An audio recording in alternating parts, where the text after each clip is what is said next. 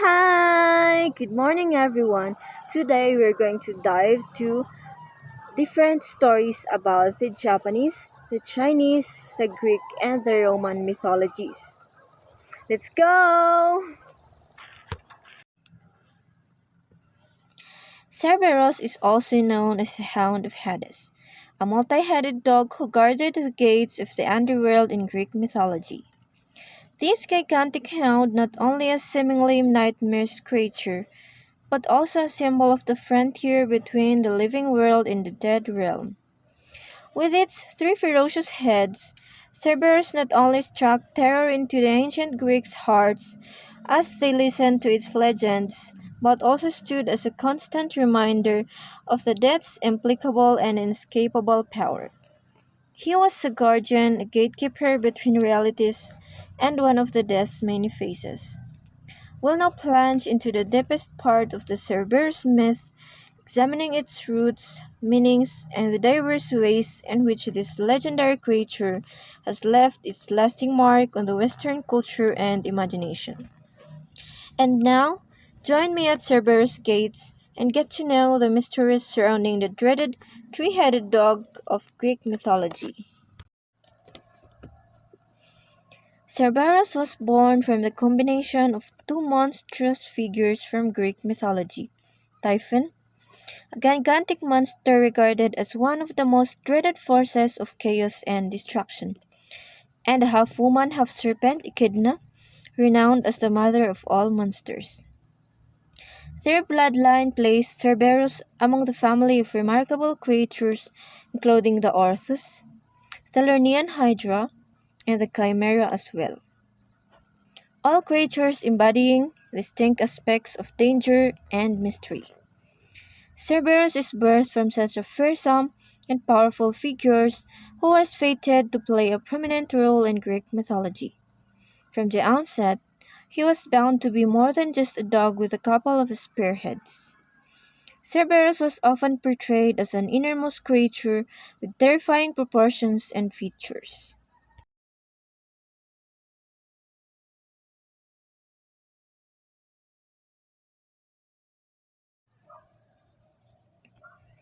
His three massive heads are symbolic of the many sides of the underworld, whereas some interpretations imply that those represent the past, present, and future. Others see them as representing birth, life, and death. As well as the three heads, Cerberus is depicted as having a serpent like tail, adding an even more frightening factor to its disturbing appearance, often depicted as a living serpent. This tail adds to Cerberus' hybrid nature, blending the features of a dog and a serpent master reminiscent of the Aedeus parents. Some versions of the myth have additional serpents emerging from different body parts, such as the male with numerous of audience.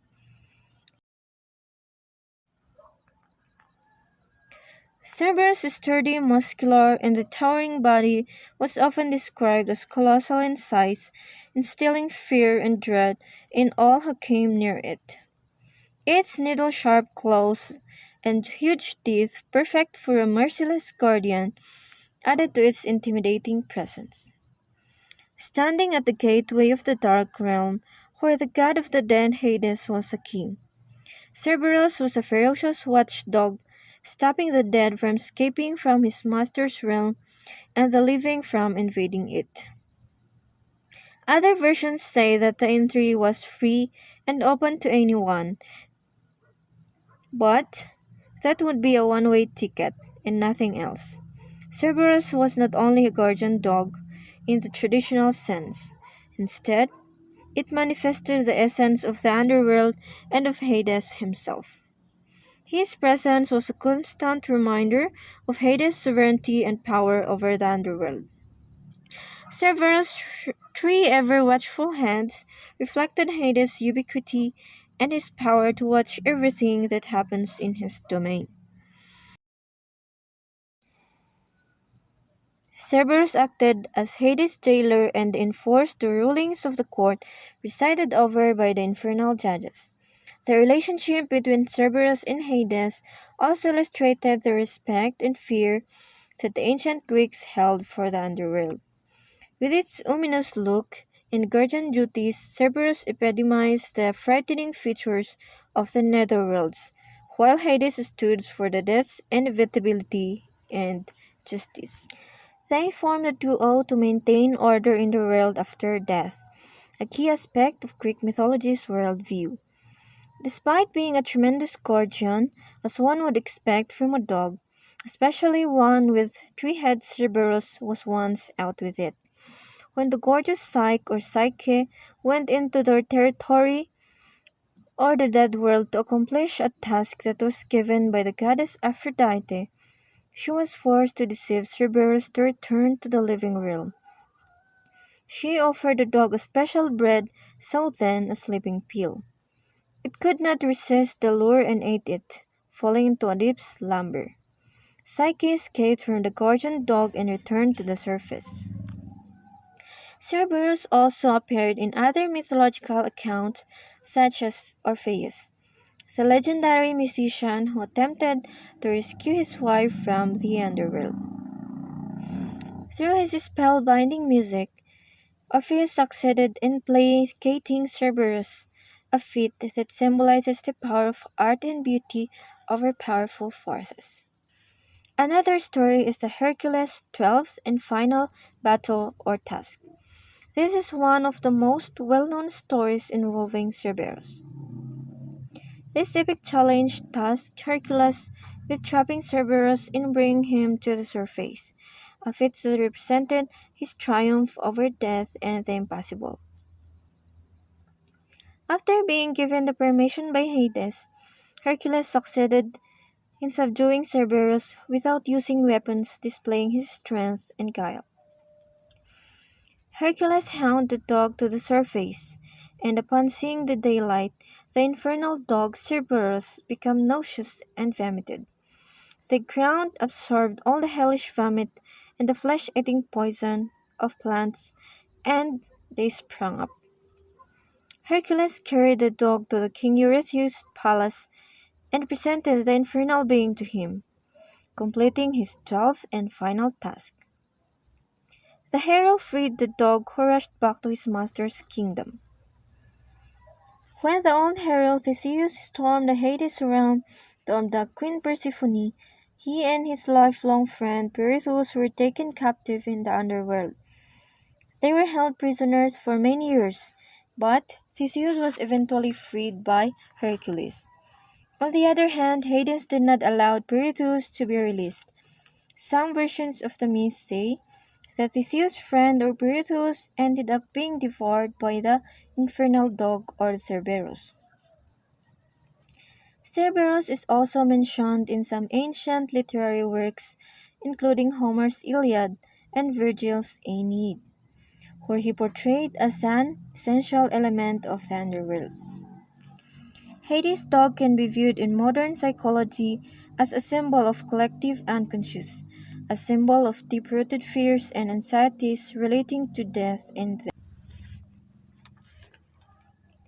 Cerberus' three watchful and ever-present heads can be interpreted as a display of the human mind's different facets: the id, the ego, and the superego, as per Freudian theory, each holding the entrance to the uncharted and often feared realm of human unconsciousness.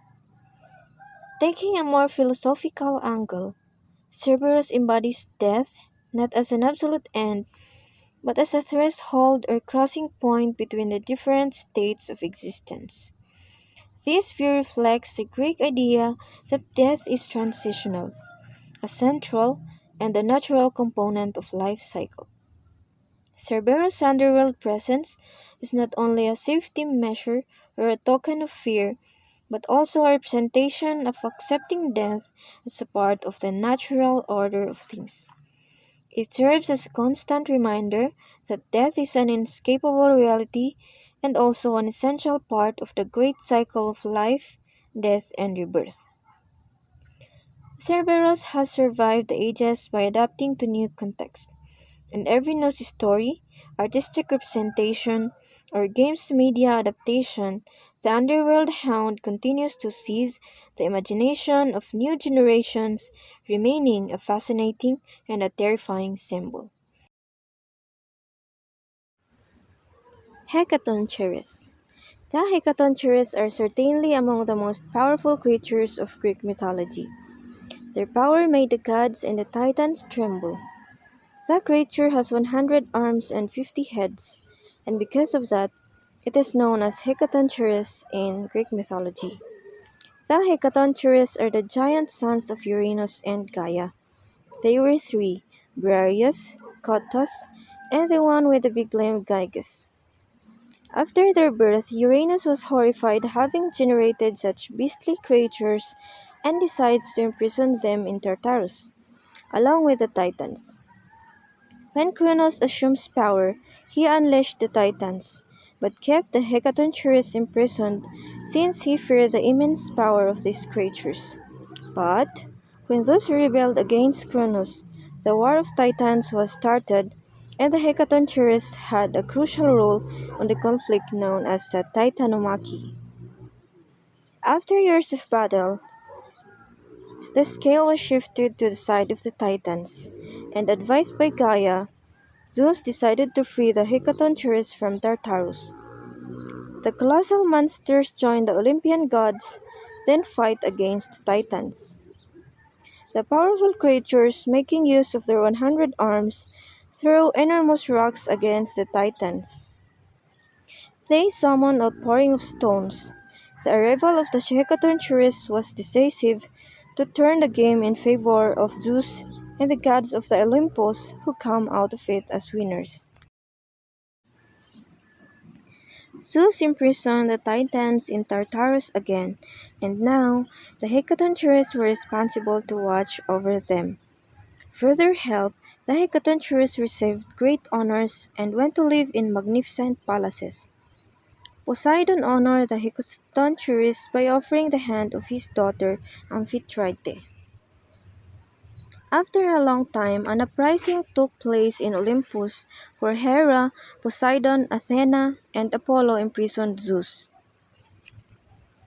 The Thetis, the mother of the famous hero Achilles, ran up to Briareus and asked for his help to free the supreme god. The powerful Hecatoncheires went to Olympus and stood on Zeus' side. Standing face to face with the legendary creature, the rebel gods trembled and retreated, putting an end to the rebellion. And so Zeus, the supreme god of the Olympus, was once again saved by the mighty and powerful Hecatoncheires. One of the most enduring symbols of the ancient Egypt and Greece is the Sphinx. It is a mythical creature that intrigued and inspired human imagination for thousands of years. But what exactly does the Sphinx represent, and is it good or evil? The origin of the Sphinx goes far back as the oldest Egyptian myth. They believe that the Sphinx is around 4,500 years old. The original Sphinx has the body of a lion and the head of a human or an animal, such as ram. However, sphinx of the human heads were the most common. Sometimes these sphinx have wings. Pharaohs would have their faces depicted in place of the heads of these guardian statues for their own tombs. Because of this, many famous sphinx statues that have been uncovered look like old Egyptian pharaohs. Sphinx were worshipped as guardians and their statues were placed at the entrances of tombs, temples, and royal palaces. The most famous Sphinx monument is of course the Great Sphinx of Giza, to this day beloved as a national treasure by modern-day Egyptians. This giant statue on the Nile River bears the face of the famous pharaoh Khafra. It is located to the southeast of the equally famous pyramids of Giza. The Great Sphinx was likely built to protect these great tombs, much like any other Egyptian sphinx. While the Egyptian sphinx is the most well known, the Greeks also have their own version. The word sphinx comes from the Greek word sphingo, which means to strangle. Completely different to the Egyptian sphinx, the Greek sphinx had the head of a woman, the body of a lion, and the wings of a falcon. It was smaller in size and shown seated on its feline legs, not crouching like the Egyptian version. The Greek Sphinx is similar to other Greek monsters like the Chimera or the Gorgons. In old stories, the malevolent female monster is outwitted and killed by the male hero. The Greek Sphinx was nasty in nature and lived to terrorize travelers.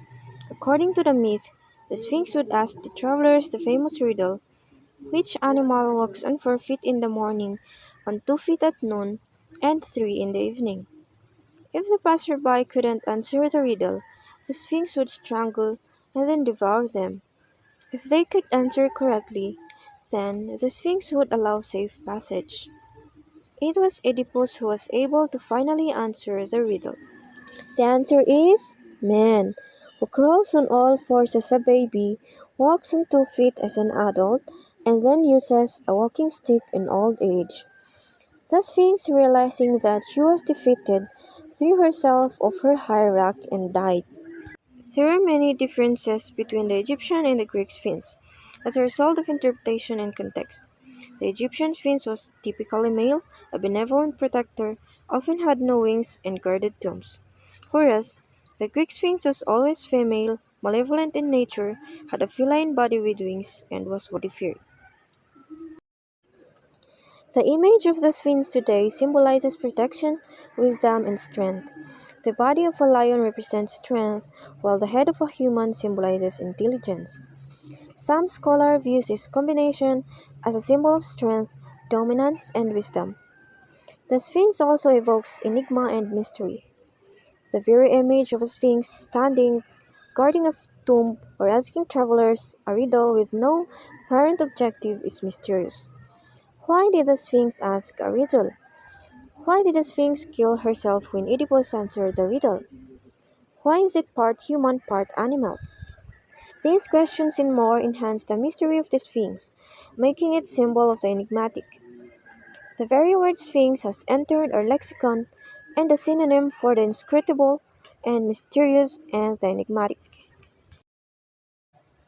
In Japanese mythology, Baku was a supernatural creature that ate dreams and could devour nightmares. According to myth, Baku hatched from the pieces that were left over when the gods finished creating the other animals. He was described as a chemical creature with an elephant's head, a lion's body, tiger's feet, ox's tail, and a rhinoceros' eyes. According to the legend, if a person wakes up from a bad dream or nightmare and asks Baku for help, the creature will devour the nightmare, allowing the person to sleep in peace. However, if one invokes Baku frequently, the creature may become hungry, feeding not only on nightmares but also on the person's good dreams, calling up their hopes and desires, and living an empty life. This Baku legend has existed for centuries in Japan. It was said that using a blanket made from a Baku was a talisman against illness and the malice of evil spirits. Peaceful and lucky. Legend of Zhou.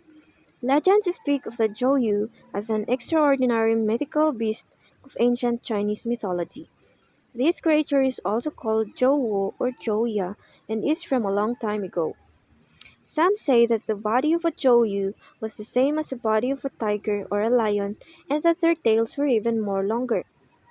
The creature's fur was believed to be emblazoned with several colors. One myth says that if a person rode a Zhouyu, they could journey 1,000 miles.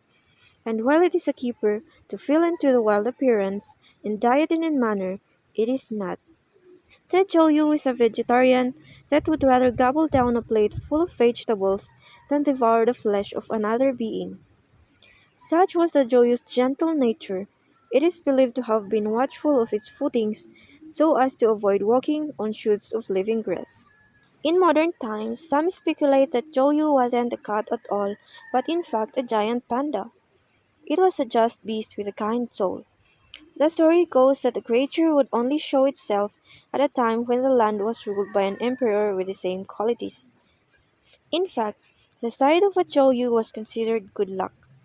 Some also thought it was an animal of peace. It is said that during the battles of the old, if one side was to wave a flag showing a Choyu, the fighting would stop. The Joyu represented a ceasefire. Emperor Genwin of the Ni dynasty was one ruler who has a special banner that bear the images of the creature. The Shijin or the four heavenly symbols, otherwise known as the four guardians, are important symbols in Chinese mythology and astrology.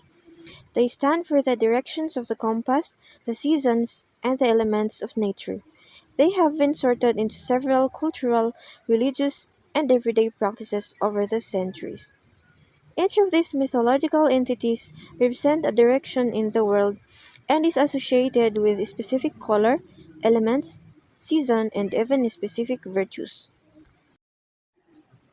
The blue or green dragon is known as Siryu or Qinglong. It is one of the four mythical creatures in Chinese cosmology representing the cardinal points. This legendary being holds a significant role in Chinese culture, mythology, and astrology, symbolizing power, strength, and nobility. The dragon is connected to spring, the season of rebirth and growth. It stands for the padding of energy, the awakening of life after winter, and the promise of abundance. The dragon is often seen in Chinese culture as a symbol of imperial power and authority. In particular, the dragon is regarded as the guardian of the east, hoarding of evil and evil spirits. As with the other dragons in Chinese mythology, the Seiryu or the Qinglong is viewed as a being of great wisdom and knowledge. While the dragon's main element is wood, it is also associated with water, capable of calling down rain. This is particularly important for agriculture, cementing its role as a symbol of prosperity and renewal. The dragon features strongly in Chinese culture, impacting art, literature, feng shui, and even spatial and architectural organization. For instance, in feng shui, it is considered essential to protect the side of a property or space to harmonize the energy with the dragon, promoting the health, prosperity, and growth of the inhabitants.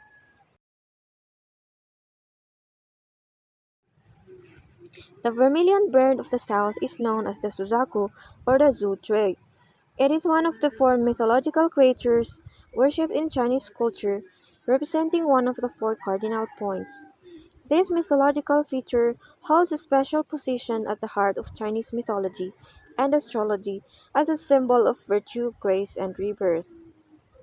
The vermilion bird is often tied to the death and rebirth cycle. This mythical animal is known for rising from adversity, representing immortality, transformation, and the ability to emerge stronger. In Chinese mythology, the vermilion bird is described as an incredible beautiful creature with gorgeous colored feathers and an enduring song. It is a symbol of harmony and beauty, as well as nobility and high virtue. Together with the dragon, the vermilion bird is often seen to symbolize marriage and marital harmony. The dragon stands for the masculine and yang energy, while the bird represents the feminine and yin energy, jointly symbolizing a perfect balance and a joyful union. To be blessed by the bird's presence is regarded as an extremely hopeful sign, indicating the dawning of peaceful time, prosperity, and success.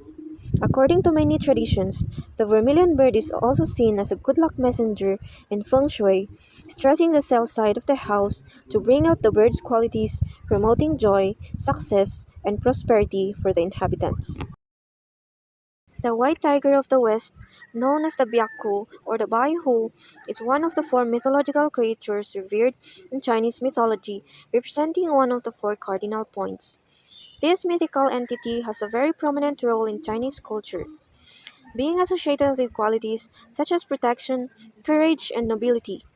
The white tiger is regarded as a powerful and protective guardian capable of hoarding evil and shielding those who are entitled to his watch. It represents the courage and strength required to face the challenges. In Chinese mythology, the tiger is often associated with strength and vital energy. It epitomized unwavering determination and perseverance, traits that are essential for overcoming obstacles and achieving goals.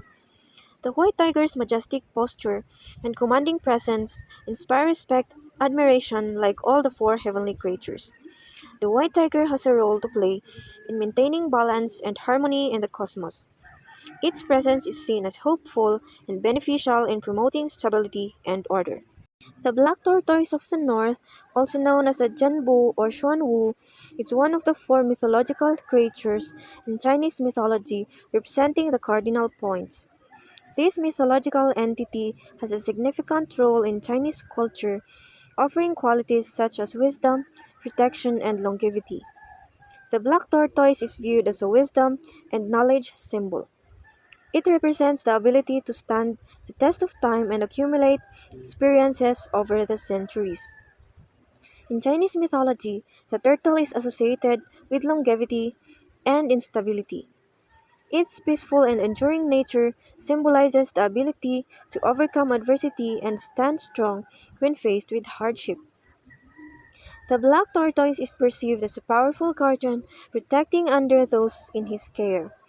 Its presence is seen as shield against evil and a provider of safety and protection.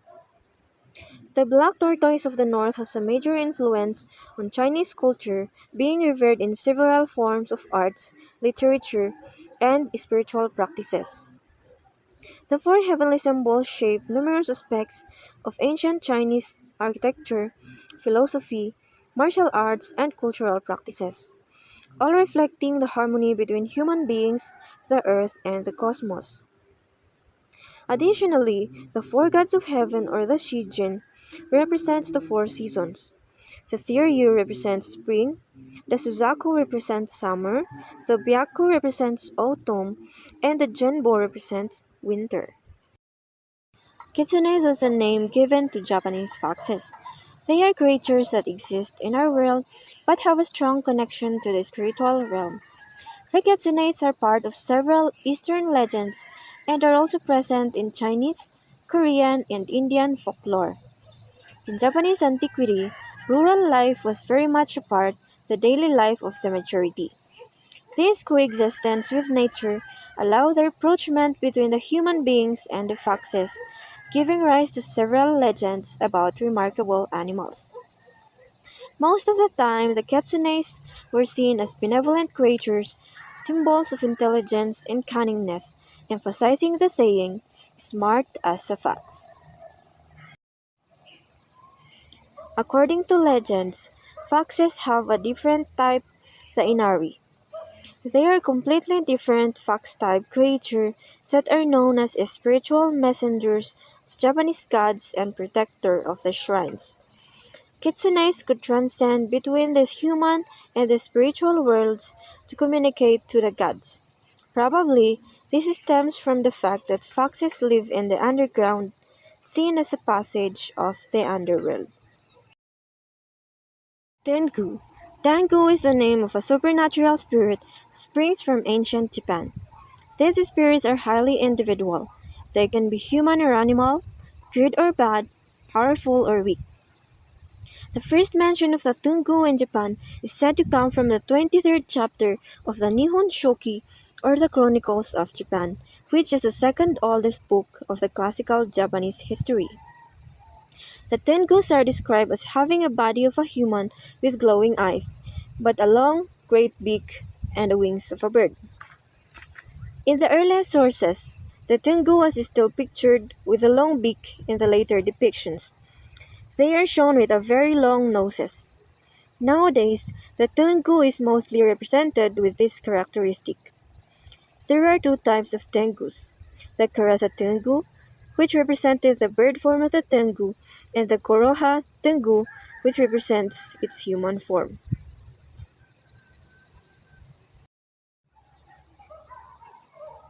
It is said that the Tengus are actually very aggressive creatures, and also they are very skilled in martial arts. They inhabited the fortress and the deep forest of Mount Kurama, a mystical place. The legend says that the warriors hope to meet one in hope to absorb the skills. In modern times, these creatures have been demonized to become pranksters and child-stealing beings. In popular culture, The myth of the Tengu is still very popular in both Japan and other countries alike. The Tengus appear in Japanese cinema, animation, manga, and video games. The Onryo. This kind of Japanese ghost story also relates to vengeful spirits, but unlike the Koryo, which is not necessarily a wrathful spirit, the Onryo is almost always a malicious ghost, as they died full of anger and only return to scare the living to death and take their souls. Victims of domestic abuse or women martyred by wicked stalkers or maniacs will most likely turn into Onryo in the afterlife. This category also serves as a staple for Japanese horror movies and has appeared as the renowned Kayako from The Grudge or Sadako from The Ring. It is believed that once an Onryo decided to manifest itself, the victim starts to experience nausea, heavy headache, and pain in the chest. When just passing by, this ghost could look like a collapsed woman, probably unconscious, but as you approach, she starts to make weeping, groaning sounds and whispers incomprehensible words. Eventually, she levitates towards the victim, reaching for the head in a bid to catch her or him, and finally covers the victim with its unkempt thick hair. Due to the dark and heavy aura around the Onryo, the victim experiences an unbearable headache, which eventually leads to death.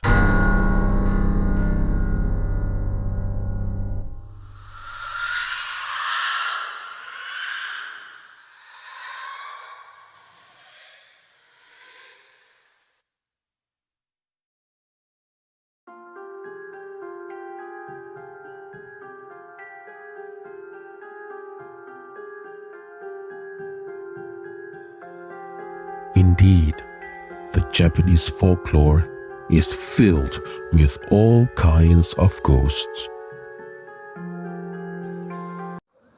So today, we are going to summarize our lesson. So in the first stories, we discussed the stories about the Greek and the Roman mythologies. First is Cerberus. Cerberus is a three-headed dog of Hades. He is guarding the gates of the underworld. The second is the Hecatonchires. Hecatonchires are the sons of Uranus and Gaia. They have 100 arms and 50 heads. So the third one is the Sphinx. In the Sphinx, we have there two types. We have the Egyptian Sphinx and the Greek Sphinx. So in the Egyptian Sphinx, it has a body of a lion and a head of a human.